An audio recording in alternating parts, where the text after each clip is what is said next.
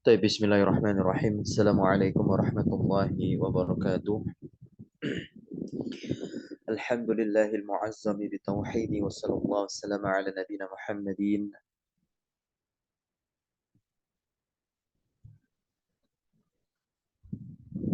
المخصوص بآجل المزيد، وعلى آله وصحبه أولي الفضل والرأي السديد. الحمد لله ثم الحمد لله بنعماته تتم الصالحات. فيا أحباب الله وأحباب رسول الله صلى الله عليه وسلم، أوصي نفسي وإياكم بتقوى الله، فقد فاز المتقون. كما قال تعالى: يا أيها الذين آمنوا اتقوا الله حق تقاته ولا تموتن إلا وأنتم مسلمون. Alhamdulillah, pagi hari ini kembali berlanjut daras pembelajaran kita, yaitu membaca sebuah risalah yang berjudul Ayyuhal Walad, buah karya dari Al-Imam Al-Mujaddid Hujjatul Islam Muhammad bin Muhammad ibn Muhammad Al-Ghazali rahimahullahu ta'ala, salah seorang ulama yang ma'ruf namanya, wafat pada tahun 505 Hijriah. Baik, kita akan lanjutkan kembali pagi hari ini, di mana kita akan membaca tentang kisah-kisah. Ya, kisah. Kalau kita lihat di kotak kecil, di situ ada tulisan ilmul awwalina wal akhirina mundarijun fi hadithin wahidin. Ya. Maka nantinya kita akan dapati faedah penting, pelajaran-pelajaran apa saja yang bisa kita ambil hikmahnya dan kita bisa terapkan di dalam berkehidupan.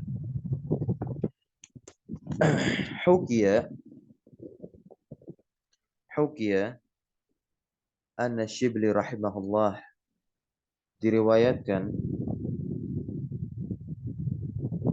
bahwasanya ada salah seorang yang bernama Shibli, semoga Allah merahmati beliau, di mana Shibli ini khadama 400 ustaz. Dia melayani 400 guru. Jadi sedikit fun fact untuk kita semua. Di zaman dahulu, bahwasanya orang yang belajar kepada guru itu bukan hanya sebatas dia sebagai seorang pembelajar yang menimba ilmu kepada gurunya, tidak. Tapi lebih daripada itu. Ya, sebagaimana kalau teman-teman ingat ketika kita mengkaji kitab Khulasah Ta'zimil Ilmi karya Syekh Shalih Al-Utsaimin, ya, melayani guru. Nah, kita harus dengan kewajiban kita sebagai murid, dan guru pun juga memiliki kewajibannya sebagai guru. Ketika guru membutuhkan sesuatu, maka sigap, cepat, dan tanggap murid itu membantu. Karena memang ini bagian dari keberkahan ilmu. Tentu melayani dari sisi hal-hal yang memang ma'ruf, dan tentunya itu masih dalam konteks koridor syariat Islam. Tidak berlebihan. Ya. Dan tentunya tidak mengentengkan seperti di zaman sekarang. Terkadang kita harus bedakan mana yang berlebihan, mana yang mengentengkan. Ya, terkadang ada orang di zaman sekarang takut berlebihan, akhirnya dia mengentengkan. Dan juga takut mengentengkan, akhirnya kebablasan, jadi berlebihan. Nah, ini kita lihat kisahnya. Berarti Shibli ini berguru tidak hanya kepada satu guru, lebih dari 10, tercatat di sini 400 guru. Waqala, dan dia pun berkata, qara'tu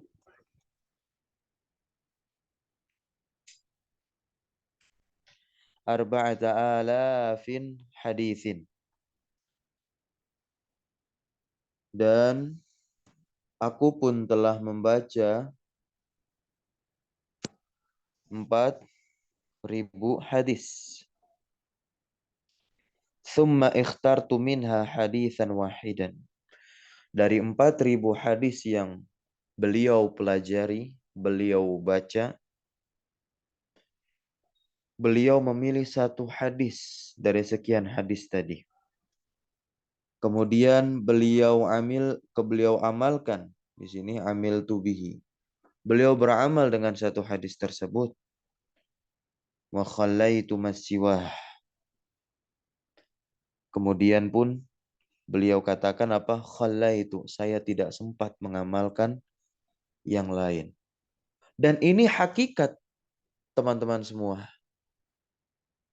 Teman-teman yang belajar di pondok pesantren tentu diajarkan berbagai macam hadis. Lebih dari 10. Yang tidak di pesantren, maksudnya dia menimba ilmu dari guru ke guru, dari majelis ilmu yang satu ke yang lain, dia mendapatkan 1, 2, 3, 4 hadis. Apakah dia bisa menjamin dirinya mengamalkan seluruh hadis yang dia pelajari? Tidak. Sungguh mustahil. Hatta sekalipun adalah seorang ustadz, seorang alim, ya, yang dia juga mengajarkan hadis-hadis tersebut. Bahkan di antara du'at di zaman sekarang yang mengajarkan hadis arba'in saja, nah, masih terkadang terluput dari hadis-hadis yang sifatnya raqaiq, ya, pelembut-pelembut hati. Nah, ya.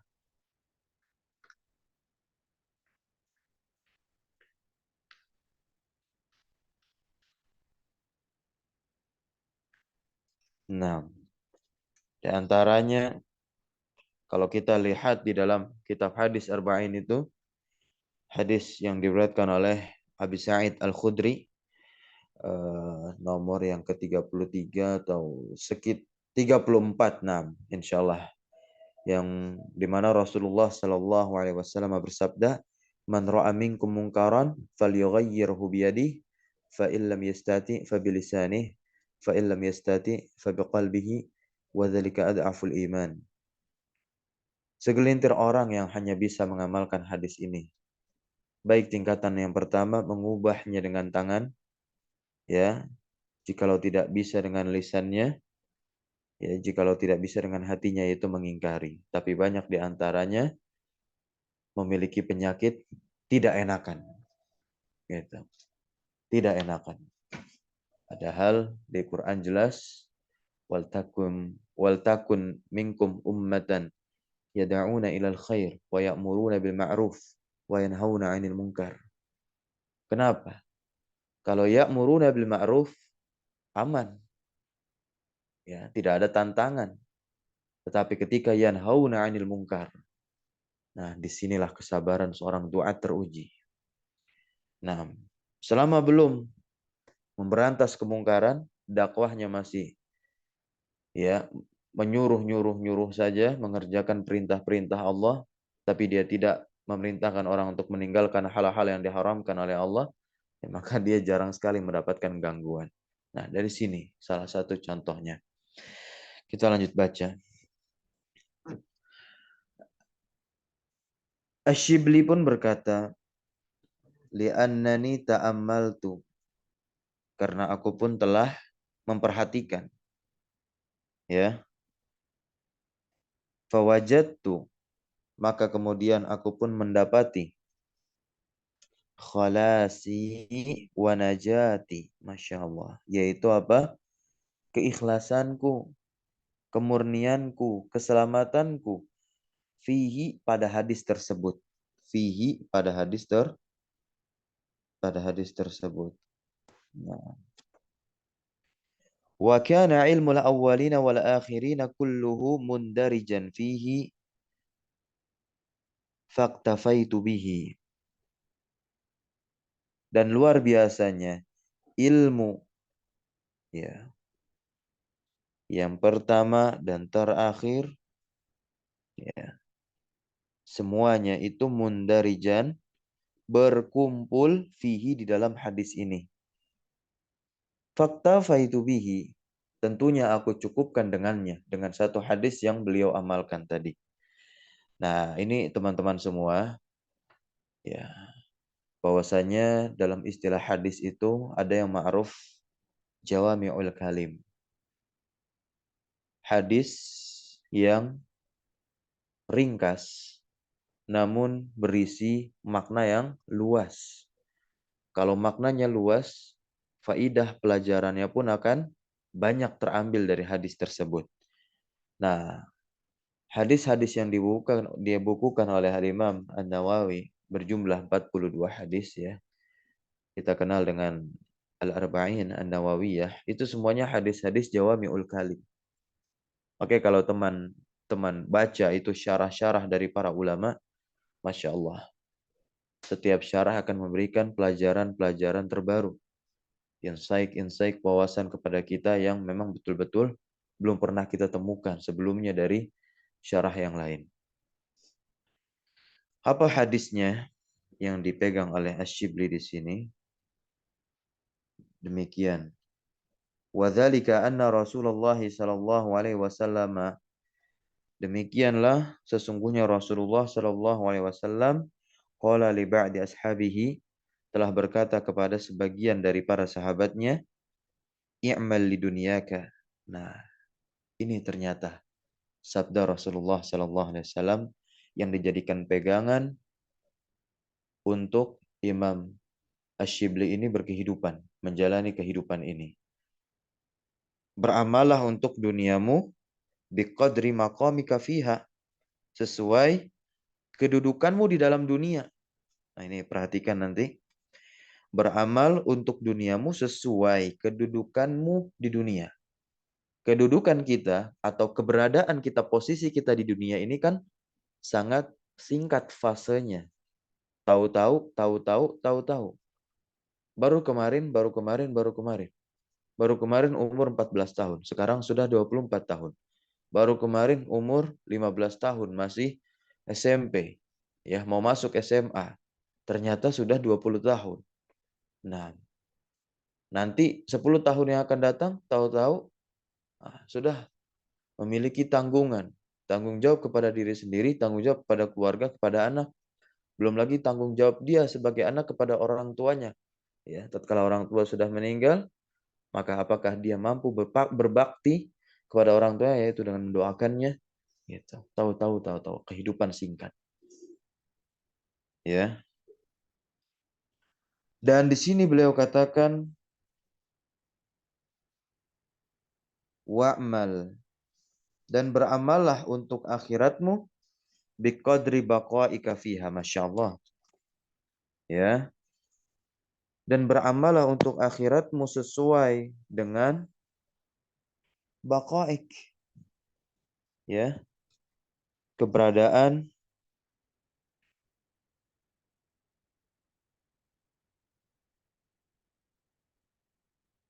ya. Keberadaan, ketetapannya, nanti kekalnya dia di akhirat, begitu. Sesuai dengan kekalnya dia di akhirat. Berarti durasinya lama. Nah, ya.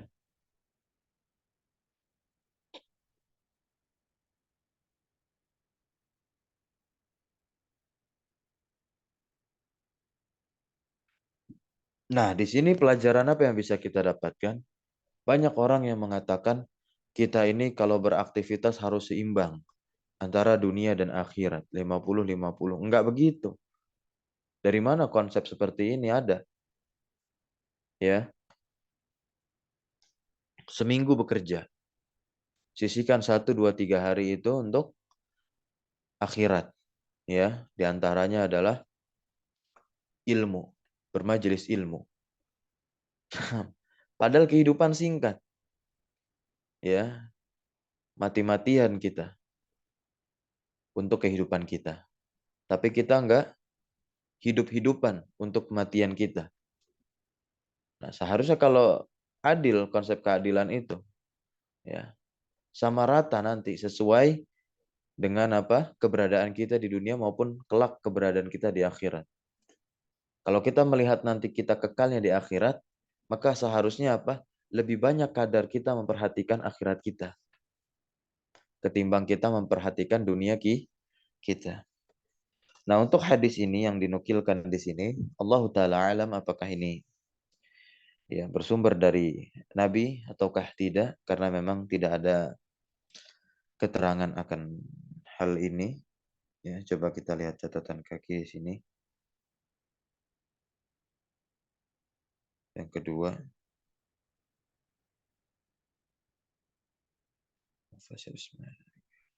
Rauhul Bayan. Nah, ya. Tapi dari sisi makna ini memang betul-betul luar biasa, sesuai. Karena di antara ulama ada yang mengatakan, i'mal li dunyaka ka'annaka ta'ishu abadan. Beramalah untuk duniamu seakan-akan engkau hidup selamanya. Ketika dikatakan seperti ini, bukan berarti kita seenaknya saja kita di dunia, enggak. Ketika dikatakan seperti ini maknanya apa? Kalau kita memang seakan-akan hidup selamanya di dunia, berarti urusan dunia itu bisa ditunda. Ingat, bisa ditunda di sini, berarti ada yang harus didahulukan. Kalau memang keduanya bersanding. Saya ulangi, kalau keduanya bersanding nih, urusan dunia dengan satu lagi yang akan kita sebut. Maka dahulukan urusan yang satunya ini. Maka yang urusan dunia bisa ditunda. Karena kita menganggap ya, na'isyu abadan fi hadhi dunia. Kita seakan-akan hidup ya, ka'annana na'isyu abadan fi hadhi dunia. Di dunia ini kita seakan-akan hidup selamanya. Kemudian wa'mal li akhiratika ka'annaka tamutu ghadan. Nah, ini yang luar biasa. Harus kita tanamkan di dalam diri kita. Ya. Wa'mal, dan beramallah li akhiratika untuk akhiratmu. Ka'annaka seakan-akan kamu ini apa? Tamutu ghadan, akan meninggal besok. Ya, ketika kita tahu bahwasannya kita akan meninggal besok, sedangkan bekal masih belum cukup, ya, masih sangat-sangat minim, kurang untuk pergi ke kampung akhirat, maka tentunya kita akan bersemangat.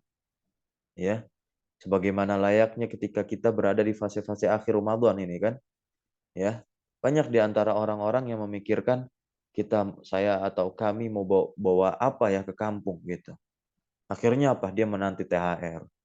Kemudian THR kurang, dia mencari kerjaan tambahan di akhir bulan suci Ramadan. Intinya di situ apa? Mencari bekal untuk pergi ke kampung, ya.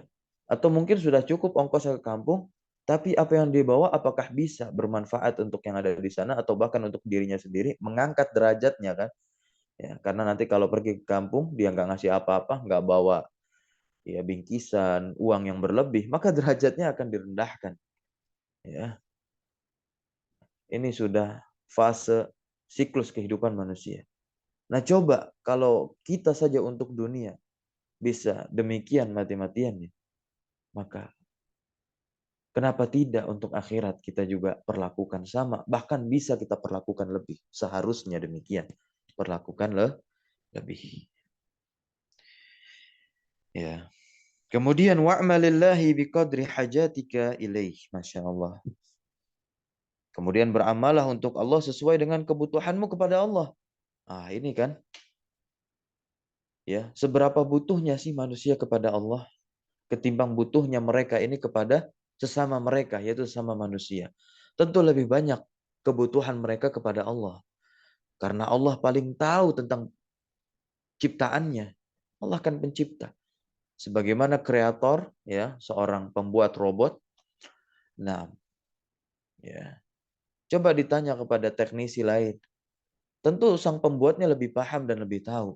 Jikalau ada kerusakan, jikalau ada kekurangan, ya, maka sejatinya berkeluh kesah kepada manusia itu sebuah seni, ya, untuk diri kita berputus asa. Nah, kemudian wa'mal, dan beramallah linnari, ya, di sini beramallah agar kita terhindar dari neraka. Kita beramal di sini linnari untuk neraka, ya, agar kita terhindar dari neraka. Sesuai dengan apa? Ini maksudnya betul-betul ya. Wa'mal linnari, beramalah untuk nerakamu. Ini ancaman sebetulnya. Biqadri sabrika alaiha. Nah, Masya Allah, ini ancaman ini. Untuk orang-orang yang masih bermaksiat. Ya, yang masih beraktivitas dengan aktivitas yang diharamkan oleh Allah Subhanahu wa taala atau aktivitas yang tidak dibenarkan dalam syariat. Wa'malin nar biqadri sabrika, dan beramalah untuk neraka sesuai dengan apa? Ya, berapa lama kamu bisa sanggup tahan di neraka. Nah, banyakkan orang STMJ nih, sholat terus maksiat jalan. Ya,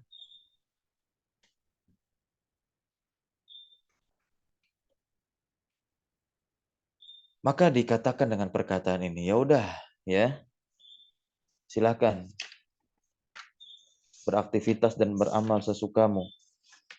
Tapi hanya satu, ingat bahwasanya engkau akan dihisab dan apapun yang engkau perbuat di dunia akan dipertanggungjawabkan. Mampukah engkau memang sabar di dalam neraka nanti? Gitu. Ya, Al-Imam Al-Ghazali kan pernah katakan kemarin itu ya, Aish masyiatah, hiduplah sesukamu tuh. Karena engkau itu apa? Mayitun. Dia di kasrah ya-nya ya. Berarti di sini memberikan dua makna. Orang yang sudah mati, bisa juga orang yang hidup karena memang dia akan mati, menjadi mayit. Kemudian apa? Ahbib man syi'ta. Ya, cintailah siapapun yang kau cinta. Yang mau engkau sukai, engkau mau cintai. Engkau ngefans dengan artis Korea, engkau ngefans dengan pemain sepak bola yang notabene adalah kaum kufar mereka semua. Ya. Fa innaka mufariqun, engkau sejatinya akan berpisah. Bahkan ironisnya, dia pun juga telah berpisah, nggak pernah ketemu. Nah, kemudian apa? Wa'amal masyi'ta fa innaka majziyun bihi.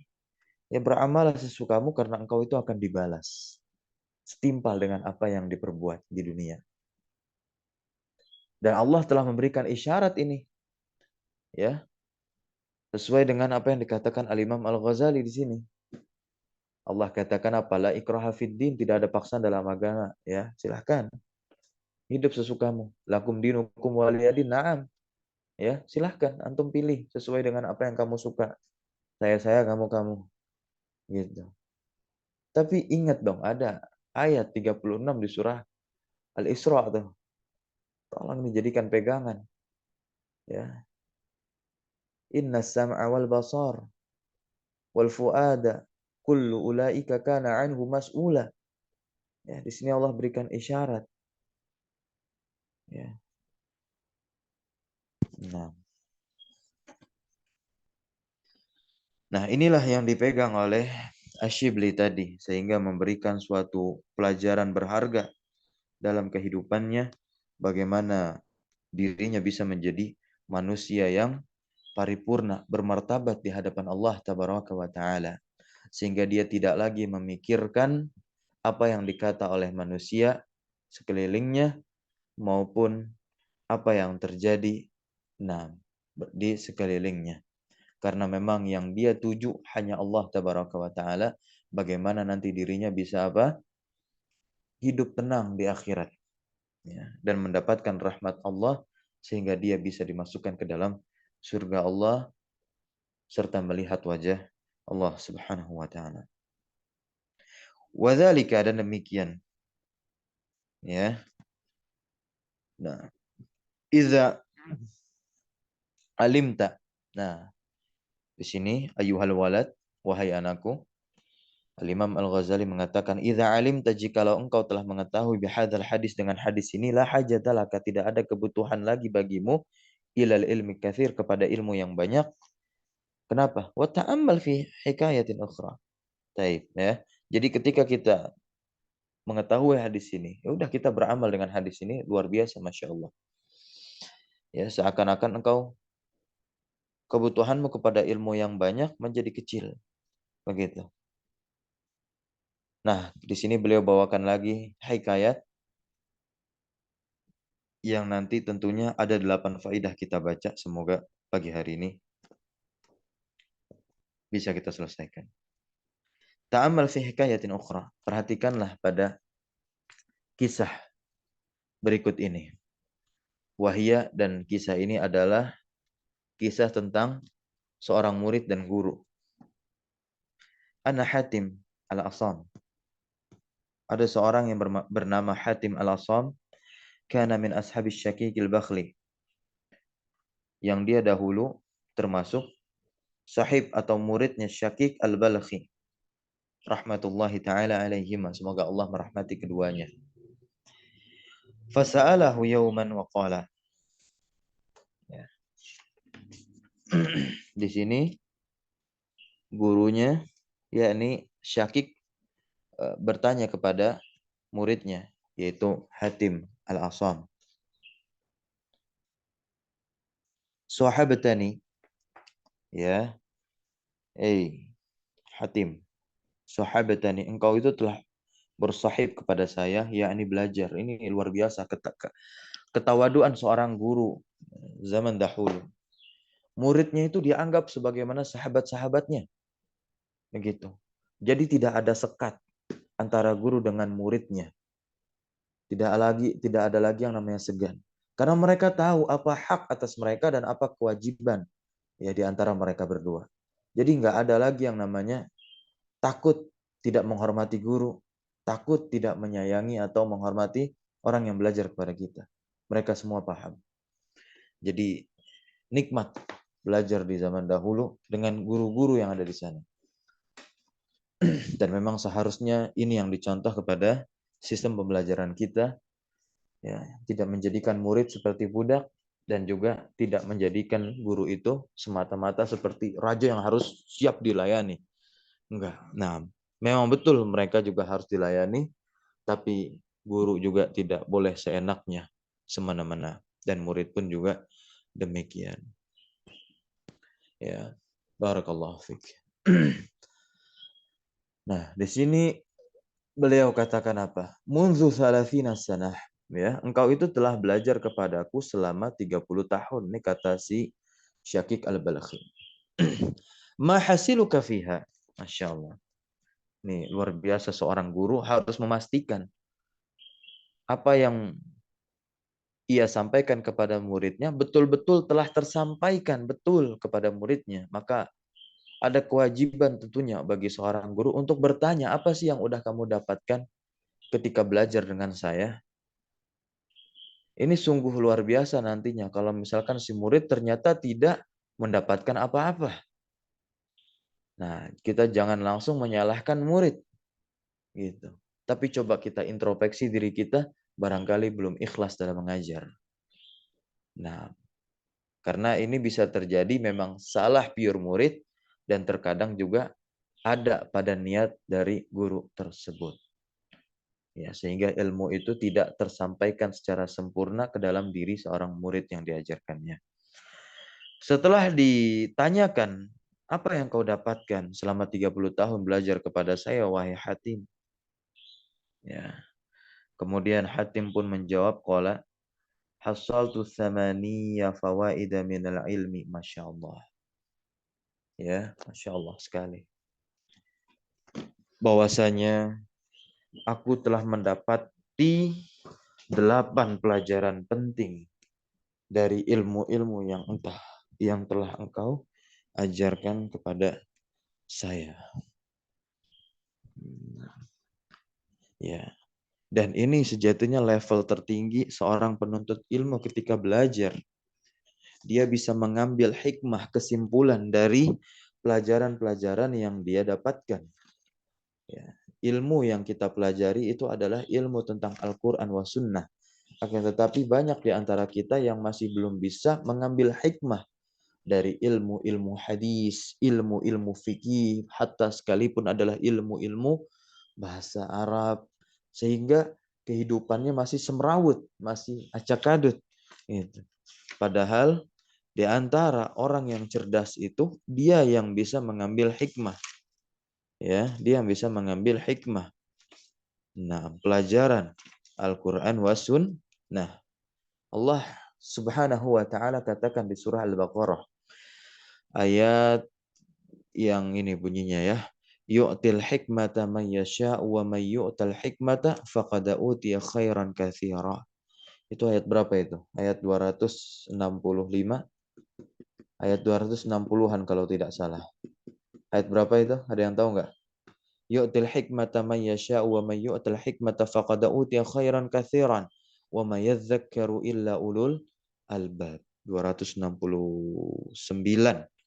Naam, ya. Insyaallah ayat 269 itu. Kalau kita lihat di situ Allah yang menganugerahkan hikmah yaitu pemahaman Al-Qur'an wa sunnah. Ya, pemahaman yang betul-betul sampai ke dalam hati seseorang. Dan Allah pun menghendaki kepada siapa yang Allah kehendaki. Tentunya siapa saja yang dianugerahi kan, man yu'ta. Nah, saya lebih senang menerjemahkan man itu dengan siapa saja atau siapapun ketimbang barang siapa ya.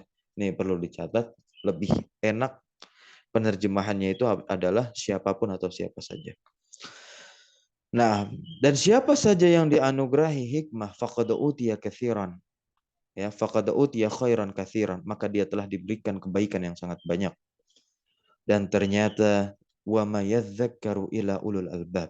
Ketika orang telah mendapatkan hikmah, maka menjadikan dirinya selalu ingat kepada Allah. Jadi level tertinggi seorang pembelajar, seorang alim, ya, di mana dirinya itu menjadi orang yang selalu ingat kepada Allah Subhanahu wa taala. Karena memang setiap lini pelajaran dalam agama Islam itu disebut dengan zikir. Ya, kita belajar tentang Al-Qur'an. Al-Qur'an itu Allah sebut dengan zikir. Di surah Al-Hijr ya kan Allah katakan inna nahnu nazzalna dzikra wa inna lahu lahafizun. Kemudian juga ilmu tentang fikih salat atau fikih-fikih yang tercakup dalam 5 rukun Islam. Ya, salat di surat Thaha ya ayat 14 Allah juga sebut sebagai apa? Ibadah yang bisa mengingatkan kita kepada Allah. Disebut sebagai zikir ya kan? Wa aqimis sholata lidzikri. Begitu. Dan ternyata orang yang selalu ingat kepada Allah ini disebut oleh Allah ulul albab, orang-orang yang cerdas. Ya. Siapa orang-orang yang cerdas ini? Ya, mereka para ulama di surah Fatir ayat 28 kan innama yakhsyallaha min ibadihil ulama. Ya. Ini level tertinggi juga. Orang yang paham agama yaitu selalu takut kepada Allah. Bagaimana cara kita agar menjadi orang-orang seperti ini? Surah Al-Mujadalah ayat 11 tuh, yaitu belajar, nuntut ilmu. Ya, kemudian ada lagi caranya. Fas'alu ahla zikri in kuntum la ta'lamun. Kita harus bertanya kepada ahlul ilmi. Ya, sebagaimana Rasulullah SAW bersabda, syifa'ul iyyi as-su'al. Obat dari kebodohan itu adalah bertanya. Makanya pembelajar dalam bahasa Arab disebut talib, orang yang meminta.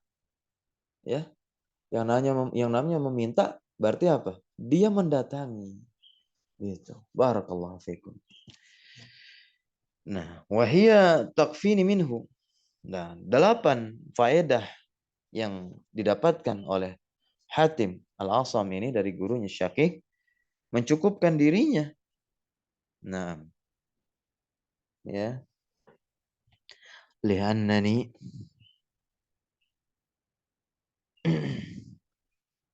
arju khalasi wa najati. Karena aku pun mengharapkan keikhlasanku dan keselamatanku fiha pada 8 faedah tersebut. Penasaran dong gurunya? Ya, penasaran lah apa nih? Perasaan. Nah, jadi gurunya terkadang ini luar biasa ya. Nah, disinilah terkadang guru itu belajar dari muridnya, padahal itu bersumber dari ilmu yang gurunya ajarkan. Nah, ya, padahal gurunya hanya mengajarkan ya ilmu-ilmu begitu, tanpa memberikan sedikit fawaid faidah yang berkaitan dengan kehidupan.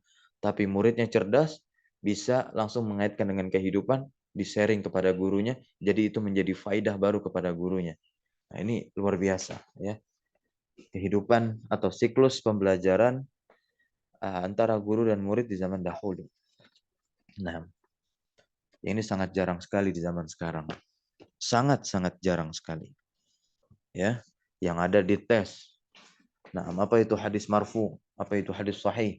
Sertakan nanti dalilnya dari perkataan imam ini. Nah, ya.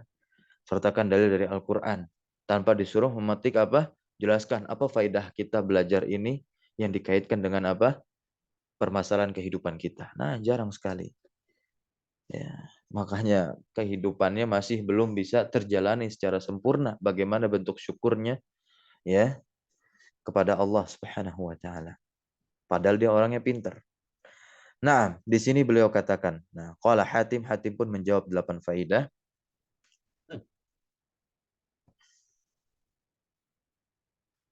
Al-faidatul ula, faidah yang pertama, anni nazartu ilal khalqi, sesungguhnya aku telah memperhatikan mengamati kepada seluruh kondisi manusia, minhum mahbuban wa ma'syuqan, di antara mereka, di antara manusia tentunya dia memiliki hal-hal yang dicintai, hal-hal yang disenangi, hal-hal yang disukai, baik itu dari kalangan mereka sendiri, yaitu manusia berarti orang-orang yang mereka cintai, maupun apa nanti juga ada benda-benda atau hal-hal yang dia sukai atau senangi.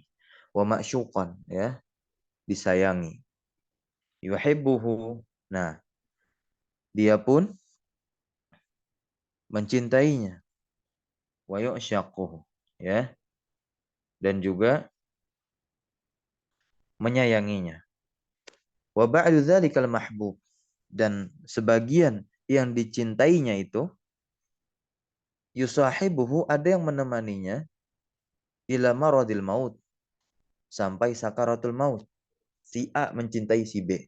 Ketika si A ini mau meninggal, ya, si B ini ada kemungkinan dan juga memiliki potensi akan menemaninya sampai sakaratul maut.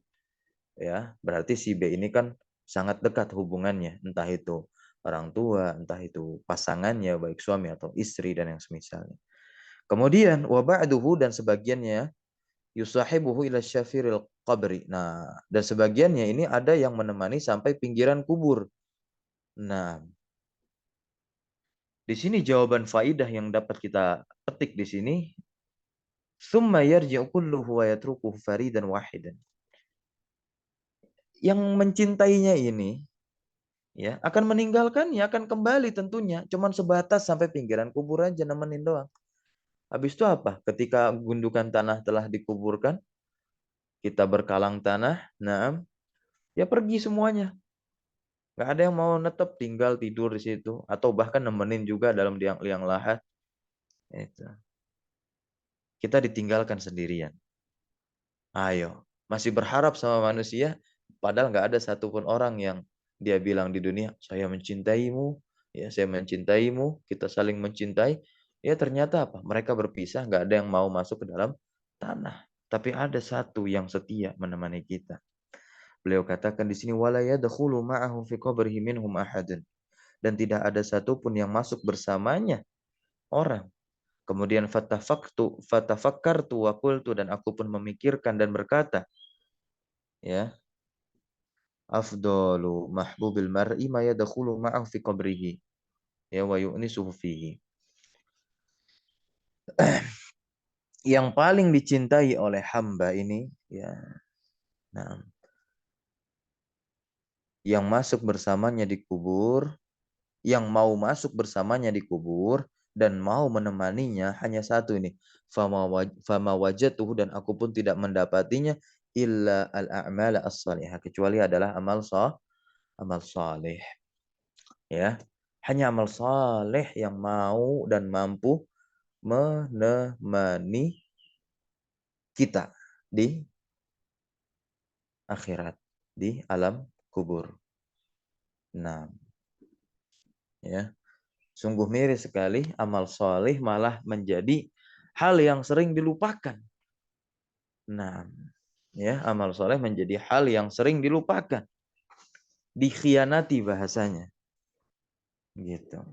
Harusnya kita berpikir di sini, ya, amal soleh kita khianati terus, padahal kita selalu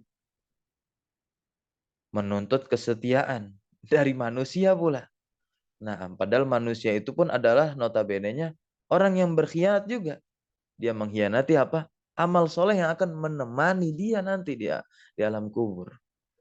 Ya, masih mau lagi berharap dengan manusia? Nah, kita berharap dengan Allah. Ini yang luar biasa harus ditanamkan di dalam diri kita. Tawakal. Kita bertawakal kepada Allah Subhanahu wa ta'ala. Nah, fattakhadtuha, setelah tahu maka aku pun menjadikan amal soleh tersebut mahbuban, hal yang paling dicintai. Li, bagi saya. Nah, litakuna sirajan fi qabri. Nah, ini yang cerdas. Agar si amal soleh ini menjadi apa? Sirajan, lentera di kuburku. Karena hanya dia yang bisa menerangi kuburku. Yang namanya kubur itu gelap. Ya.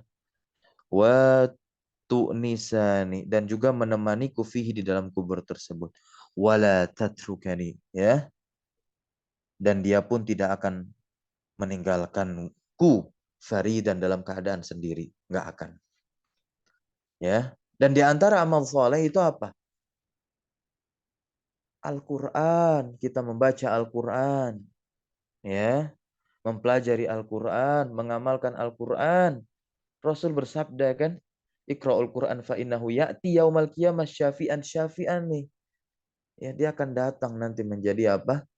Teman kita yang menemani. Nah, barakallahu fiik. Kita lanjut yang kedua. Ya. Al-faidatus tsaniyah, faidah yang kedua. Anni ra'aitu al-khalqa, sesungguhnya aku pun telah mengamati kondisi makhluk, yaitu manusia, yaqtaduna, mereka ini mengikuti ahwa'ahum, hawa nafsu mereka, wa yubadiruna ila muradati anfusihim, dan mereka pun bersegera kepada apa? Keinginan jiwanya. Jadi apa? Dia bersegera mengikuti keinginan-keinginan jiwa mereka. Nah, ini kan kalau kita lihat di zaman sekarang pun nyata menjadi fakta demikian. Tidak lagi bisa membedakan mana amalan ahli neraka sama amalan ahli surga. Sungguh benar sabda Nabi, huffatil jannah bil makarih. Yang namanya surga itu diselimuti dengan apa? Hal-hal yang tidak disukai oleh hawa nafsu kita.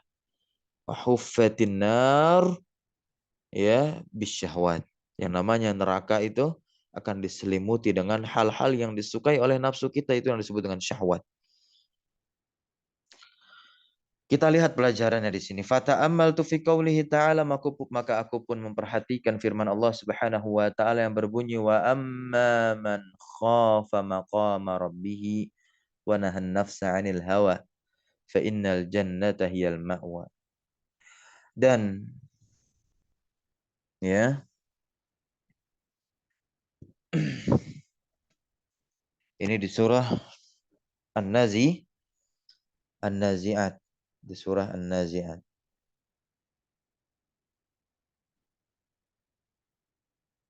ayat 40,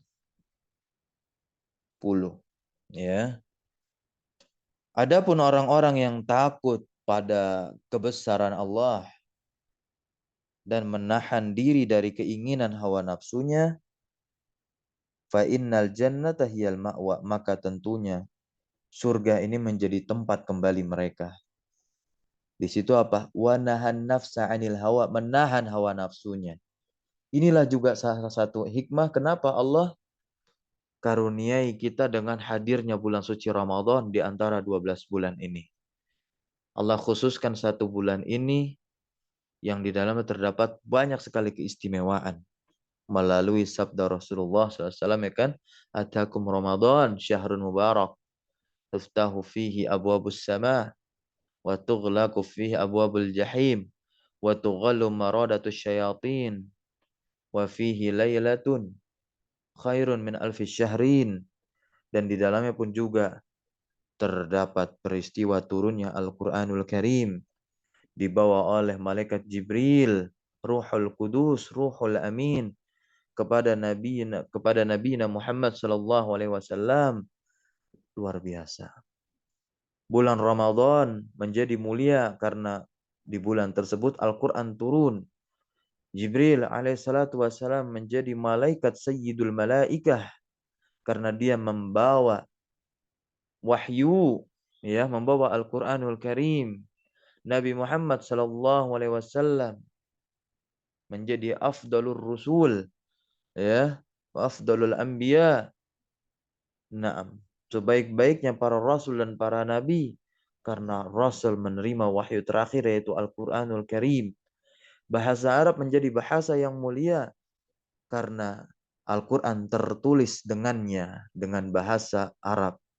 Dan sungguh luar biasa pun, ya, orang yang menghafalkan Al-Qur'an apalagi meletakkan Al-Qur'an di dalam hatinya menjadi manusia yang sungguh luar biasa mulia di sisi Allah Subhanahu wa taala. Nah, apalagi ketika dia mempelajarinya, mempelajari bahasa Al-Qur'anul Karim, mengenal nabinya. Taib. Ini, ya, surga tempat kembalinya. Nah, sejatinya di sini yang akan kami berikan catatan, hukum dasar memenuhi keinginan jiwa ini tidak dosa, teman-teman semua. Hukum dasar memenuhi keinginan jiwa ini tidak dosa, ya, asal tidak melanggar syariat. Paham ya? Nah, begitu. Kalau sudah melanggar syariat, sudah jelas hukumnya dosa haram. Ya, nah, begitu. Kemudian di sini kita lihat lagi, fabadirtu, maka aku pun bersegera melakukan, ya, amalan ila khilafi nafsi, amalan yang bertentangan dengan hawa nafsuku. Ya, hawa nafsu maunya yang enak-enak saja. Ya sudah, dia latih dirinya untuk tidak melakukan hal-hal tersebut. Ya, dengan berpuasa. Ya. Nah,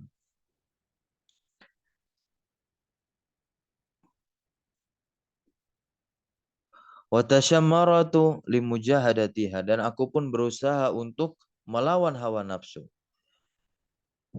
Wa ma matta'tuha, dan aku pun tidak memperturuti hawa nafsu. Ya, bihawaha. Hatta irtadat. Nah, ini Masya Allah, ya kan.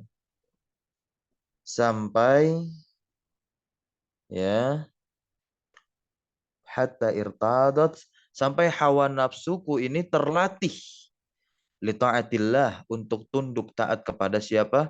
Allah Subhanahu wa taala. Jadi hawa nafsu ini seperti hewan, kalau dia mau patuh harus kita latih. Gitu. Ya, harus kita latih. Latih untuk tunduk taat kepada Allah. Dan salah satu sarananya Allah berikan ini suatu momen, yaitu bulan suci Ramadan. Makanya sungguh ironis luar biasa, di bulan suci Ramadan masih ada orang yang belum bisa meninggalkan hal-hal yang diharamkan oleh Allah, masih terus memperturuti hawa nafsunya. Bahkan di antara mereka pun juga menggunakan ayat-ayat Allah, dan di samping itu juga mereka membaca ayat-ayat Allah. Nah, ini luar biasa. Wantaqadat laha, dan tunduk kepada, ya, Allah Subhanahu wa taala.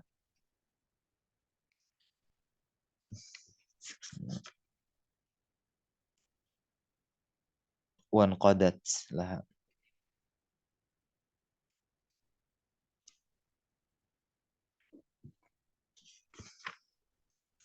Baik, sepertinya kita jeda beberapa faidah di sini, ya. Kita dapati dua faidah yang penting. Semoga bermanfaat kajian kita pagi hari ini. Subhanakallahumma wa bihamdika asyhadu an la ilaha illa anta astaghfiruka wa atubu ilaik.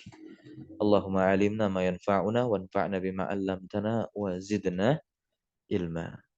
Allahumma inna nas'aluka ilman nafi'a wa rizqan thayyiba wa 'amalan mutaqabbala. Allahumma arinal haqqa haqqah warzuqna tiba'ah wa arinal batila batilah warzuqna ijtinabah.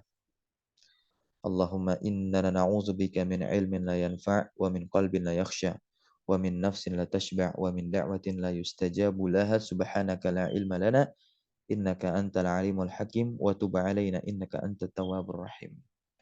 Wassallallahu ala nabina Muhammadin walhamdulillahi rabbil alamin. Syukran jazakumullah khairan ala hudurikum wa ala husni ihtimamikum. Wa barakallahu fi ulumina. Yumkin hadza minni wassalamu alaikum warahmatullahi wabarakatuh.